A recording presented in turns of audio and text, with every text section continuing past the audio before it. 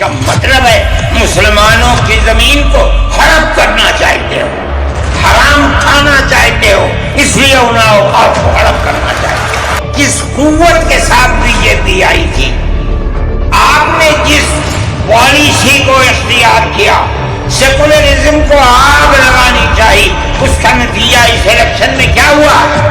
B J پی ہار گئی۔ کہ اگر چندرا بابو نائیڈو کی بیساکھی نہ ہوتی اور ادھر نتیش کمار کی بیساکھی نہ ہوتی تو بی جے پی گورنمنٹ نہیں بنا سکتی۔ کیا آسام کے چیف منسٹر کا کردار بدبودار کردار ہے، خراب کردار ہے۔ آپ کیا کہتے ہیں اس کے اندر جہاں ہے وہاں اسی طریقے سے اوقاف وغیرہ سب محفوظ ہوں گے۔ اوقاف محفوظ ہیں، یہ آپ کے سامنے حضرت مولانا بیٹھے ہوئے ہیں، تقریر کی ہے، اوقاف کو ہڑپنا چاہتے ہیں۔ ہماری مسجدیں اسی دلی کے اندر 400 500 سال کی مسجدیں ہیں، جس میں جمعیت علماء کا دفتر بنا ہوا ہے، عبد النبی اکبر کے زمانے کی مسجد ہے۔ اور کتنی مسجدیں جن کے پاس اوقاف، اللہ اکبر، لاکھوں کروڑ کے اوقاف ہیں۔ جونپور میں جا کر کے دیکھو کیسی مسجدیں ہیں، دلی کے قرب و جوار میں دیکھو کتنی بڑی بڑی مسجدیں ہیں۔ ہندوستان کا وہ طبقہ جو ان مساجد کے اوقاف کو ہڑپ کرنا چاہتا ہے، کہتا ہے اگر کسی وقف زمین یا مسجد یا کسی بھی چیز کے کاغذات وقف کے نہیں آئے اس کو وقف نہیں مانا جائے گا۔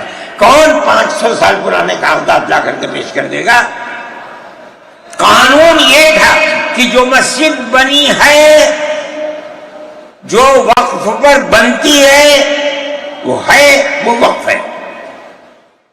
آپ کو کیا درد ہے کہ آپ اس اوقاف کو وقف کو ختم کرتے ہیں؟ اس کا مطلب ہے مسلمانوں کی زمین کو ہڑپ کرنا چاہتے ہو، حرام کھانا چاہتے ہو، اس لیے ان اوقاف کو ہڑپ کرنا چاہتے ہو۔ ہم اس کو قبول نہیں کرتے۔ اوقاف ہمارے آباء و اجداد کے کیے ہوئے ہیں، اوقاف اللہ کی ملکیت میں دیے ہوئے ہیں، مسجدیں بنی ہوئی ہیں، آپ ان کی حفاظت کیجیے، اس لیے کہ ہم اس ملک کے رہنے والے ہیں، ہم باہر سے آئے ہوئے نہیں ہیں۔ اگر ہندو گوجر ہے مسلمان بھی گوجر ہے، اگر ہندو جاٹ ہے مسلمان بھی جاٹ ہے، اگر ہندو راجپوت ہے مسلمان بھی راجپوت ہے۔ جاؤ دیکھو کشمیر کے اندر اگر ہندو برہمن ہے مسلمان بھی برہمن ہے۔ ہم اسی ملک کے رہنے والے ہیں۔ کسی کو اچھا لگا یہ مذہب وہ اس مذہب میں چلا گیا، کسی کو یہ مذہب اچھا لگا وہ اس مذہب میں چلا گیا۔ کیا مذہب کی بنیاد پر اس ملک کے اندر آپ ہمیں جینے کا حق نہیں دیں گے؟ ہم اپنے جینے کا حق کو لیں گے۔ آپ نے جس سیاست کو اختیار کیا، آپ 2 الیکشن پہلے دیکھیے کس قوت کے ساتھ بی جے پی آئی تھی۔ آپ نے جس پالیسی کو اختیار کیا، سیکولرزم کو آگ لگانی چاہیے، اس کا نتیجہ اس الیکشن میں کیا ہوا؟ بی جے پی ہار گئی۔ میں کہتا ہوں کہ اگر چندرا بابو نائیڈو کی بیساکھی نہ ہوتی اور ادھر نتیش کمار کی بیساکھی نہ ہوتی تو بی جے پی گورنمنٹ نہیں بنا سکتی تھی۔ کیوں ہوا؟ وہ جو 14 سال پہلے اتنی قوت کے ساتھ آئی تھی کہ لگتا تھا کسی دوسری جماعت کا چراغ ہی نہیں جل رہا ہے، وہ چراغ آج بجھ کیسے گیا؟ اس پالیسی کی وجہ سے۔ ملک کی پالیسی اگر بھائی بھائی کی ہوگی ملک زندہ رہے گا۔ ایک باپ کی اولاد 5 4 3 اگر پیار و محبت کے ساتھ رہیں گے وہ گھر آباد رہے گا، اگر دشمنی ہوگی سب برباد ہو جائیں گے۔ ہماری یہ پالیسی ہے کہ ہندو، مسلمان، سکھ، عیسائی سب ایک دوسرے کے ساتھ بھائی بھائی ہیں۔ آپ اس پالیسی کو کیوں مخالفت کرتے ہیں؟ ہم اسی طرح چلتے ہیں۔ جمعیت علماء ہند کا یہی کردار ہے، جمعیت علماء ہند آج بھی یہی کرتی ہے۔ میں نے ابھی چند مہینے ہوئے میوات کے اندر لوگ لٹ گئے، پس گئے، ان کو جمع کیا، ہم نے ان سب کو 1-1 لاکھ یا 2-2 لاکھ روپئے دیے جا کر کے، مسلمان بھی تھے، ہندو بھی تھے، ہم نے ان کو دیا، وہ خوش ہو گئے۔ ہم ہر سال تقریباً 1.5 کروڑ روپئے دیتے ہیں بچوں کو جو پڑھنے والے ہوتے ہیں، جو غریب ہوتے ہیں، اونچی تعلیم کے لیے۔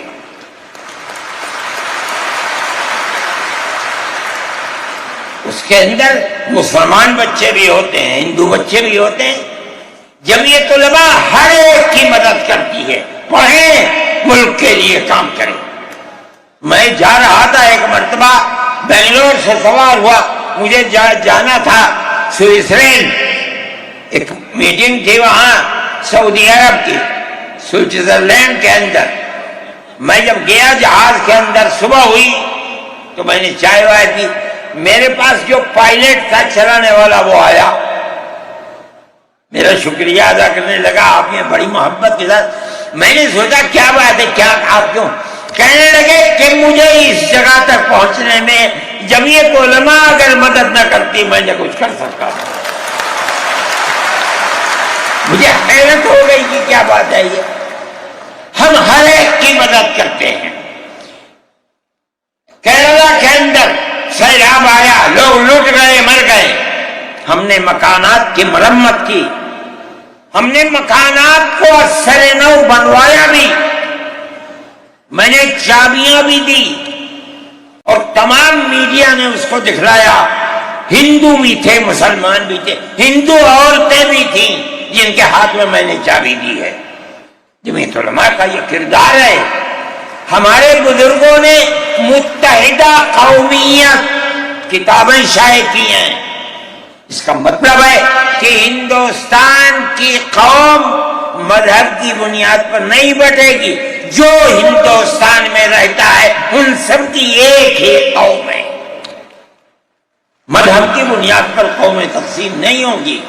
یہ ہمارا کردار ہے، ہم اس کردار پر زندہ ہیں اور اسی پر چلتے ہیں۔ صحیح ہے، یہ ملک کے اندر جو پالیسی چل رہی ہے کہ ان کو مار دو، ان کو گرا دو، ان کو، آسام کے اندر یہ پالیسی آج سے نہیں، سن 12 سے چل رہی ہے۔ جمعیت علماء تنہا جماعت ہے ملک کے اندر جو آسامیوں کے مسائل کو جانتی ہے۔ یہاں سے رہنے والے، ان کی زبان اور ہے، ان کا کلچر اور ہے، بہت دور ہے، دنیا کے آخر میں رہتے ہیں، کون جانتا ہے ان کے مسائل کو؟ تنہا جمعیت علماء ہے جو ان کے مسائل سے دلچسپی لیتی ہے، گھستی ہے، کروڑوں روپیہ خرچ کرتی ہے۔ یہ ایک مسئلہ تھا، اس سے پہلے ایک اور مسئلہ تھا، کہا گیا کہ پنچایت اگر کسی کو آسام میں یہ سرٹیفکیٹ دیتی ہے کہ یہ ہندوستانی ہے تو وہ سرٹیفکیٹ نامقبول ہوگا۔ 47 لاکھ آدمی اس سے متاثر ہے۔ جو پھر قبرست پارٹی تھی وہ کہتی تھی کہ پنچایت کے سرٹیفکیٹ کو قبول نہ کیا جائے۔ اگر یہ فیصلہ ہو جاتا تو 47 عورتیں، 47 لاکھ اپنے بچوں کے ساتھ ملک کے اندر بھیک مانگنے والوں کی زندگی بسر کرتے۔ ہم نے سپریم کورٹ کے اندر اس کو چیلنج کیا۔ سپریم کورٹ کہا جاتا ہے، لیکن در حقیقت یہ ملک میں بسنے والے ان غریب اور لاچار لوگوں کی پناہ گاہ جن کے سامنے ملک میں کوئی راستہ نہیں بچتا، تو وہ کورٹ میں پہنچتے ہیں کہ ہماری مدد کرو۔ ہم پہنچ گئے، اپنے لیے نہیں، ان غریبوں کے لیے پہنچے جو 47 لاکھ تھے۔ آپ نہیں جانتے اس کے اندر 24 لاکھ ہندو عورتیں تھیں، آپ سمجھے؟ اور جمعیت علماء گئی۔ میں بہت پریشان تھا کہ الہ العالمین کوئی مدد کرنے والا علاوہ تیرے کوئی مدد کرنے والا نہیں ہے۔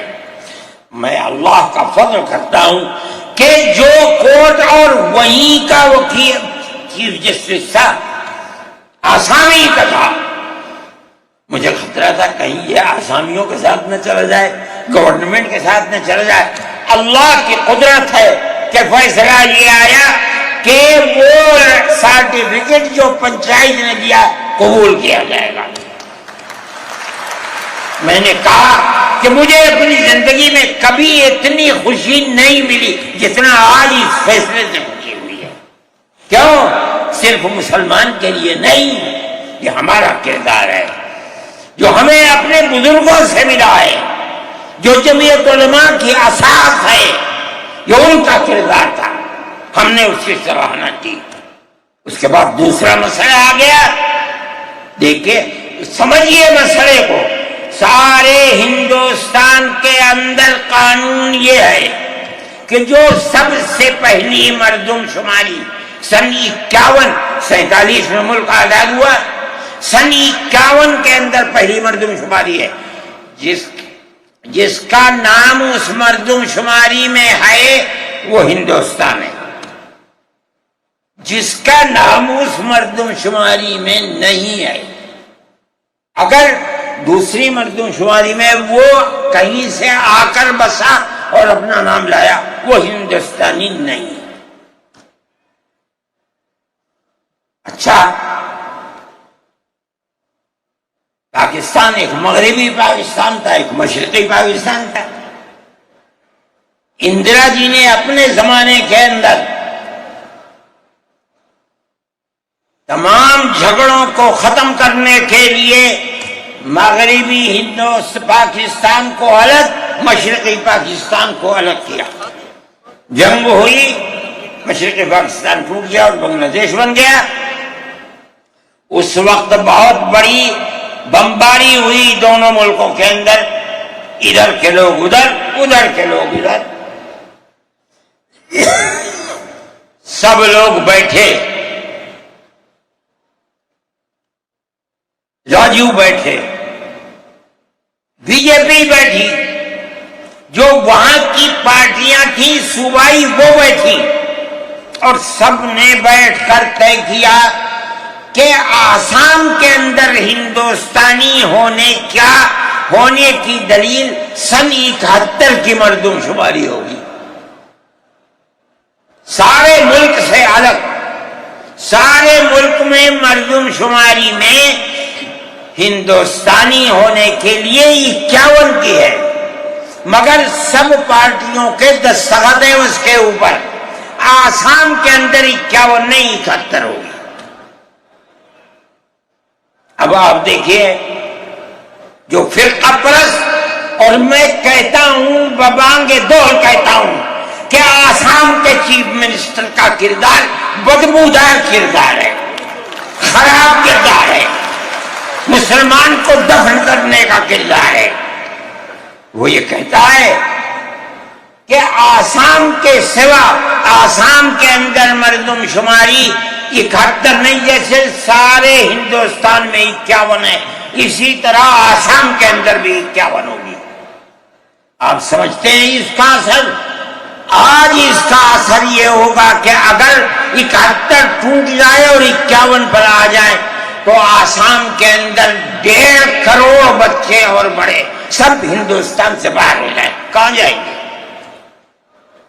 صرف مسلمان کی مخالفت، کھانا ہضم نہیں ہوتا ہے بغیر مسلمان کی بربادی کے۔ کوئی نہیں تھا، تنہا جمعیت علماء تھی۔ اس کے اندر بڑا کردار ہے مولانا مشتاق انصر کا، جو جمعیت علماء آسام کے صدر ہیں۔ وہ میرے ساتھ شانہ بشانہ کھڑے رہے اور 12 سال سے زیادہ مقدمہ لڑا، کروڑوں روپیہ اس کے اوپر خرچ کیا گیا، یہ خدا کی قدرت ہے. آج آیا تو یہ طے کر دیا گیا کہ 51 نہیں، آسام میں 71 ہی بنیاد بنے گا. اس کا کیا مطلب ہے کہ آپ نے آسام کی 80 لاکھ کی آبادی کو زندہ کر دیا جو موت کے کنارے پر کھڑی ہوئی تھی. مجھے افسوس ہے کہ لوگوں کا یہ قول مجھ تک پہنچا ہے کہ انہی نے آسام کے چیف منسٹر سے یہ بات کہی کہ اب کیا ہوگا، کہنا ہماری صحت پر کوئی اثر نہیں پڑتا ہے. کیا مطلب ہے؟ ہم آسام میں مسلمانوں کو چین کا سانس نہیں لینے دیں گے. دیکھیں کب تک چلتے ہیں. اگر جمعیت علماء زندہ ہے اور اللہ نے ہمیں زندہ رکھا، ہم دیکھیں گے کہ کیا کرتے ہیں. ہم زندہ ہیں. میرے بھائی، یہ جمعیت علماء کا کردار ہے، ہم اس کے پیچھے چلتے ہیں. جمعیت علماء زندہ باد، مدنی زندہ باد. اتنے موٹے آدمی کی آواز نکلتی نہیں ہے. میرے بھائی، ہمارا یہی کردار ہے. ہم ان مسلمانوں کی مدد کرتے ہیں جو مسلمان مصیبت کا شکار ہیں. یہ فرقہ پرست ذہن جس کا میں ذکر کر رہا ہوں ہر جگہ موجود ہے، ہر وقت موجود تھا. آج یہ زیادہ ہے، پہلے اتنا نہیں تھا. ہر جگہ مسلمان کے لیے، جوانوں کے لیے مصیبت کا شکار ہے. خاص طور پر ہم سے لوگ کہتے ہیں کہ تم ان کے مقدمات کو کیوں لڑتے ہو؟ کہتے ہیں تم دہشت گردوں کی پناہ گاہ ہے جمعیت علماء. یعنی ان کا مفروضہ یہ ہے کہ جتنے لوگوں پر الزام لگا ہے دہشت گردی کا، وہ سب کے سب حقیقت دہشت گرد ہیں. اور جمعیت علماء ان دہشت گردوں کی، ملک ویرودھیوں کی جمعیت علماء مدد کرتی ہے. مجھ سے بھی یہ بات کہی. میں نے کہا کہ تم میں کوئی مائی کا لال ہے تو کھڑا ہو گئے بتائیں. جمعیت علماء لوور کورٹ نے پھانسی کی سزا دے دی. گجرات کے اندر ہائی کورٹ میں پہنچے، انہوں نے پھانسی کی سزا دے دی. ہم اس کیس کو لے کر، اس کے اندر ہندو بھی تھے، مسلمان بھی تھے، سپریم کورٹ میں آئے. سپریم کورٹ میں ہم نے مقدمہ لڑا اور سپریم کورٹ نے انہیں سب کو باعزت بری کر دیا. میں نے کہا کہ کسی ملزم کے لیے گورنمنٹ ہندوستان کی حکومت نے حق دیا ہے کہ مقدمہ لڑو. اگر کوئی غیر ملکی ہندوستان کے اندر پکڑا جائے، اپنے مدعا کو پیش کرنے کے لیے گورنمنٹ اس کو وکیل دیتی ہے. ہم نے کیا جرم کیا ہے؟ ہم انہیں وکیل دیتے ہیں لڑنے کے لیے، بہتر سے بہتر وکیل دیتے ہیں. ہم کہتے ہیں کہ لڑو مقدمہ، تاکہ دودھ کا دودھ، پانی کا پانی الگ الگ ہو جائے. مقدمہ لڑے اور سپریم کورٹ کہتی ہے کہ جھوٹا الزام تھا، جھوٹ ہے، جھوٹ ہے، جھوٹ ہے. ملک کے اندر فرقہ پرستی ہے، دشمنی ہے، ہر طبقے کے اندر ہے.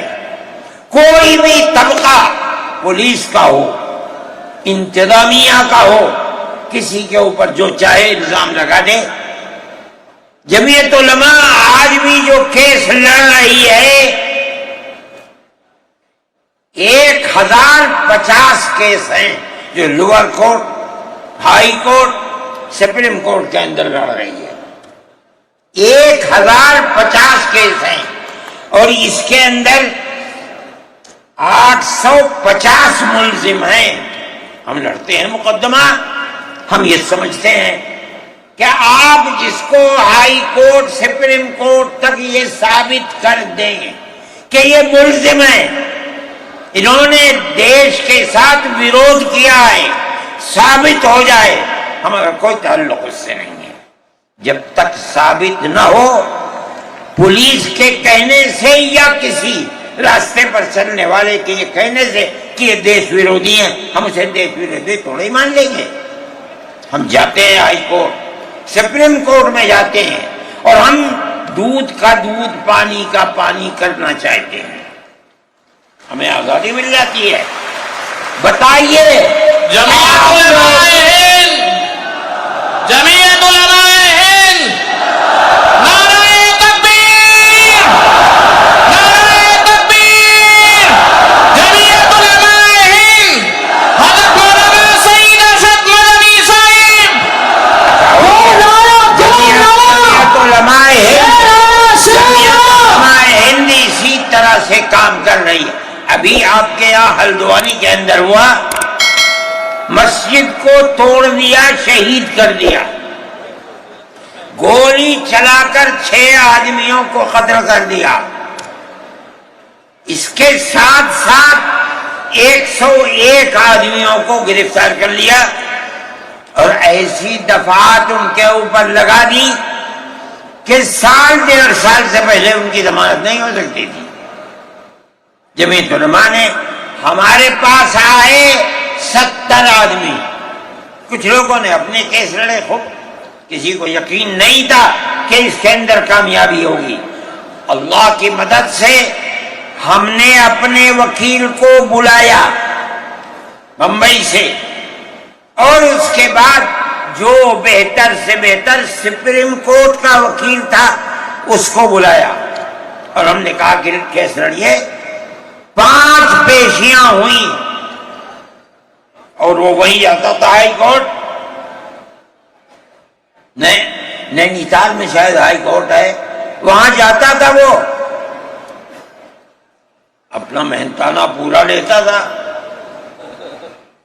2 پیشیاں ہوئیں آن لائن اور 3 پیشیوں میں وہ گیا وہاں وکیل، اور وہ ایک مہرہ تھی وکیل، مگر بہت بہترین وکیل تھی۔ انہوں نے اپنے کیس کو رکھا، اور ہندوستان میں میں نہیں جانتا ہوں، جمعیت علماء اتنے کیسوں کو اتنے سال سے لڑ رہی ہے، بیک وقت 50 آدمیوں کی ضمانت ہو جائے، جن میں 6 عورتیں بھی تھیں۔ یہ پہلی مرتبہ ہوا۔ ہم یہ سمجھتے ہیں کہ یہ ہماری بہت بڑی کامیابی ہے، اللہ کا انعام ہے، اس کا فضل ہے۔ ہم لڑ رہے ہیں اسی طریقے کے اوپر۔ مدارس اسلامیہ، میرے بھائی، مدارس اسلامیہ اس ملک کے مذہبی اعتبار سے جان ہے۔ جمعیت علماء ہمیشہ سے یہ بات کہتی تھی کہ مدارس ام المدارس دارالعلوم دیوبند ہے۔ حضرت نانوتوی رحمت اللہ علیہ نے جو دستور بنایا، وہ دستور یہ تھا کہ کسی گورنمنٹ سے کوئی مدد نہیں لی جائے گی۔ المؤمن ينظر بنور اللہ، یہ ان کے دل کے اندر ایک بات آئی۔ میں کہتا ہوں کہ اگر یہ بات نہ ہوتی اور حکومتوں سے پیسے لے لے کر مدارس چلتے، آج ان مدارس کی جان نکل چکی ہوتی۔ آزاد ہے مدارس، کسی گورنمنٹ کا ایک پیسہ ہمارے پاس نہیں ہے۔ مسلمان رکشہ چلانے والا، مزدوری کرنے والا، دولت مند، کاروبار کرنے والا، ہر مدرسہ ایک ہاتھ سے دیتا ہے، دوسرے ہاتھ کو پتہ نہیں چلتا۔ اللہ کا فضل ہے، اسی طرح مدارس دین کی خدمت کر رہے ہیں۔ ہم یہ سمجھتے ہیں کہ دین کی بقا ہندوستان کے اندر، اس کے اندر بنیادی کردار مدارس اسلامیہ کا ہے۔ لوگ کہتے ہیں تبلیغ کا ہے، میں کہتا ہوں ہاں تبلیغ کا بھی ہے، اصل کردار مدارس اسلامیہ کا ہے۔ ارے بھائی، مولانا الیاس صاحب رحمت اللہ علیہ نے تبلیغ کی بنیاد رکھی، کہاں کے تھے؟ مدرسوں سے پڑھ کر کے نکلے تھے. مولانا یوسف صاحب نے کام کیا اپنے باپ کے طریقے پر. کہاں سے نکلے؟ مدرسے سے پڑھ کر کے نکلے تھے. مولانا چلے گئے، مولانا انعام صاحب، پھر اس کے بعد مولانا اظہار صاحب. آج دیکھ لیجئے جو بچے کام کر رہے ہیں وہ سب مدرسوں سے پڑھ کر کے، ان کی اولاد بھی مدرسوں کے اندر پڑھ. اصل کردار دنیا کے اندر، ہندوستان میں نہیں، چاہے جہاں دنیا میں چلے جاؤ، اصل کردار مدارس اسلامیہ کا ہے. اگر کسی روئے زمین میں آج کہیں کوئی مسلمان اللہ کہتا ہے، میں سمجھتا ہوں دیکھ لو کہیں نہ کہیں کسی مدرسے سے جڑا ہوا ہوگا. نعرہ تکبیر! مدارس اسلامیہ! ہندوستان! ہندوستان! زندہ باد! آئین کا محافظ کون ہے؟ ارشد مدنی! ارشد مدنی! آئین کا محافظ کون ہے؟ ارشد مدنی! ارشد مدنی! مدارس اسلامیہ کا یہ کردار ہے. اسلام کو پھلتا پھولتا دیکھیں، یہ ان سے برداشت نہیں ہوتا. مگر یاد رکھیں کہ اللہ کا یہ چراغ نہیں بجھے گا، اسے بجھانے والے بجھ جائیں گے. نعرہ تکبیر! آج سے نہیں 1400 سال سے اسلام کی یہی تصویر ہے کہ یطفئون نور اللہ بافواہہم ویأبی اللہ الا ان یتم نورہ. اللہ کے چراغ کو پھونک سے بجھانا چاہتے ہیں، اللہ انکار کرتا نہیں، یہ چراغ مکمل ہو کر کے رہے گا. میرے بھائی، فرقہ پرست ذہنیت جو کرنا چاہتی ہے، اللہ چاہے گا تو یہ نہیں ہوگا. مسلمان اسی ماحول کے اندر زندہ ہے، زندہ رہے گا، اور اسی طرح اس ملک کے اندر اسلام کا، اس ملک کے اندر بھی اسلام کا چراغ چلتا رہے گا. میرے بھائی، میں یہ باتیں اس لیے کہہ رہا ہوں کہ آپ کے اندر حوصلہ ہونا چاہیے، لیکن امن و امان کو مت جانے دیجیے. مسلمان مر جائے ٹھیک ہے، مگر امن و امان ختم نہیں ہونا چاہیے. میں نے، ٹھیک ہے، اسلام کو نہیں مانتا آدمی، اللہ کو نہیں مانتا، اللہ کو برا بھلا کہتا ہے. ہمارے آقا ہمارے سر اور آنکھوں پر ان کے جوتے ہیں، ہم ان کو اللہ کے بعد دوسری شخصیت سمجھتے ہیں. جو نہیں مانتا وہ ان کو برا بھلا کہتا ہے، کہے، لیکن نقض امن کے لیے کہے، ہم یہ سمجھتے ہیں کہ ہندوستان کے قانون کے خلاف ہے. یہ فرقہ پرستی ہے کہ اس کو تو نظر بند کر دیا جائے، کسی جگہ چھپا دیا جائے، اور وہ جو احتجاج کریں ان سے جیلوں کو بھر دیا جائے. ہم سمجھتے ہیں کہ یہ خود ایسا کرنے والوں کی فرقہ پرستی ہے، ہم اس کو قبول نہیں کرتے. اس لیے میرے بھائی، آنے والے دنوں کے اندر یہ بات طے ہوگی کہ اس سلسلے کے اندر کیا کیا جائے. ہم اس کو نقض امن سمجھتے ہیں. آپ ایسا کرنے والوں پر نقض امن کی بنیاد نہ بنائیں، اور وہ جو گھروں سے باہر نکلے ان پر نقض امن کی بنیاد. آج بنگلور کے اندر جو یہ واقعہ 3 سال پہلے ہوا تھا، جو کرنے والا تھا وہ آزاد پھر رہا ہے، اور میں سمجھتا ہوں کہ 63 یا 64 لوگ 3 سال سے جیلوں کے اندر کھڑے ہوئے ہیں، صرف اس لیے کہ جو نقض امن کرنے والا ہے اسے تو آپ نے آزاد چھوڑ دیا، اور جو احتجاج کرنے والے تھے ان سے آپ کو جیل میں بھر دیا. ہم اس چیز کو اس ملک کے امن کے خلاف سمجھتے ہیں.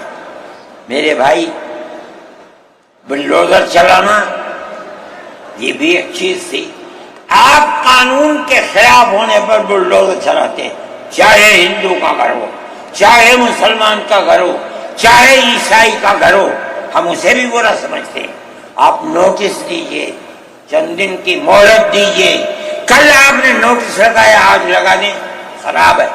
لیکن آپ دیکھ لیجئے 95% گھر مسلمانوں کے ہیں. پوری روڈ کے اوپر جہاں مکانات کہتے ہیں کہ اپنی جگہ سے بڑے ہوئے ہیں, مسلمانوں کے بھی ہیں, ہندوؤں کے بھی مکانات ہیں. آپ صرف مسلمان کے مکان توڑ دیں. پھر دوسری مصیبت کیا ہے کہ اس مکان کے اندر مان لیجئے بوڑھے ماں باپ رہتے ہیں, جس کو آپ نے پکڑا ہے, کوئی غلطی ہوئی ہے, اس کے بیوی اور بچے رہتے ہیں اس مکان میں. غلطی اس ایک آدمی سے ہوئی, آپ پورے مکان کو گرا دیں, ماں باپ کہاں جائیں گے؟ ایسے مکانات کو گرا دیا جس میں وہ کرائے پر رہتے تھے, وہ ان کا مکان بھی نہیں, آپ نے گرا دیا. ہم اس کے خلاف, ہم یہ سمجھتے ہیں کہ گورنمنٹ کا یہ عمل ملک کے دستور اور آئین کے خلاف ہے. اس لیے جمعیت علماء ان تمام چیزوں کے اوپر نکیر کرتی ہے, اور ہم یہ سمجھتے ہیں کہ اگر یہ ملک زندہ رہے گا تو اخوت و ہمدردی اور پیار و محبت کے ساتھ زندہ رہے گا. جمعیت علماء کی یہ پالیسی ہے, ہم سب کو ساتھ لے کر چلتے ہیں, کسی کی مخالفت نہیں. یہ پنڈت جی بیٹھے تھے, شاید چلے گئے, تھک کے آئے, استنجے کو گئے کہ اتنا بڑا ٹیکا لگا ہوا ہے. کہنے لگا میں تو آیا ہوں جلسے میں شریک ہوں گا. میں نے کہا کوئی دیکھے گا تو کیا کہے گا؟ لگا جی کہنے دے جو چاہے کہے, میرے تعلقات سب سے ہیں, میں ہر ایک سے اپنے تعلقات, چاہے کوئی ہندو ہو چاہے مسلمان ہو. میں نے اپنے بچپن میں دیکھا ہے کہ حضرت رحمت اللہ علیہ کے بعد ہندو بھی آتے تھے, مسلمان بھی آتے تھے. میں نے یہ بھی دیکھا ہے کہ ایک گاؤں کے اندر جبیرن میں حضرت کار سے جا رہے تھے, میں بیٹھ گیا, وہاں جا کے میں نے دیکھا کہ ایک ہندو جو اس گاؤں کا پڑھا لکھا آدمی تھا, ہو سکتا ہے حضرت کے ساتھ کہیں جیل میں ہو, اس کے یہاں اس زمانے کے اندر جب پانی نکالنے کے لیے انجن کا رواج نہیں تھا, اس نے لگایا اور حضرت کو بلایا تھا کہ حضرت اس کے اندر بسم اللہ کر کے شروع کر دیں. حضرت کا بڑھاپا تھا, وہ اسے چلانے, تو وہ بھی لگا اور بھی لوگ لگے اور حضرت بھی لگے اور اسے چلایا اور پانی نکلنے لگا. یہ تعلقات تھے. ہم آج بھی اسی کے اوپر قائم ہیں. بغیر پیار و محبت کے ملک نہیں چلے گا, آپ کو یہ چلانا پڑے گا. آپ اسلام اور مسلمان کی مخالفت کریں اور اسے برباد کریں, یہ چیز نہیں چلے گی. میں اس سلسلے کے اندر جو گٹھ بندھن کی پالیسی ہے میں اس کو اچھا سمجھتا ہوں. ایک طرف تو یہ کردار ہے گورنمنٹ کا جو آپ کے سامنے پیش کیا جا رہا ہے. دوسری چیز, الیکشن کے زمانے کے اندر جو انڈیا گٹھ بندھن نے اپنا مینیفیسٹو شائع کیا, میرے پاس یہ چیز پہنچی کہ راہل گاندھی جی نے یہ کہا ہے کہ ہماری حکومت اگر بنے گی تو ہم ہر اقلیت کو اپنے مذہب کے اوپر چلنے کی آزادی دیں گے. میں نے ان کی اس بات کو قدر کی نظر سے دیکھا اور میں نے یہ اعلان کیا کہ اس اعلان کے بعد مسلمان کو اس گٹھ بندھن کی جس میں رہ کر اس کو آزادی ملتی ہے اپنے مذہب کی, اس کو ووٹ دینا اپنے ملک اپنے دین کی حفاظت کے مرادف ہے. اور مجھے بڑی خوشی ہے کہ سارے ہندوستان کے مسلمانوں نے ایک جٹ ہو کر کے گٹھ بندھن کو ووٹ دیا اور گٹھ بندھن اس طرح سے آگے نکلا اور بی جے پی ہار گئی. میرے بھائی, یہ جمعیت علماء کی پالیسی ہے اور جمعیت علماء اس پالیسی کے اوپر زندہ ہے. ملت ٹائمز کو جاری رکھنے اور مضبوط بنانے کے لیے ہماری آرتھک سہایتا کیجیے. یہ ایک آزاد میڈیا ہاؤس اور کمزوروں کی آواز ہے. आप हमें देखें, सुने, पढ़ें और हर महीने ज्यादा नहीं, सिर्फ 100 रुपए से मदद करें। डिटेल्स डिस्क्रिप्शन में मौजूद हैं।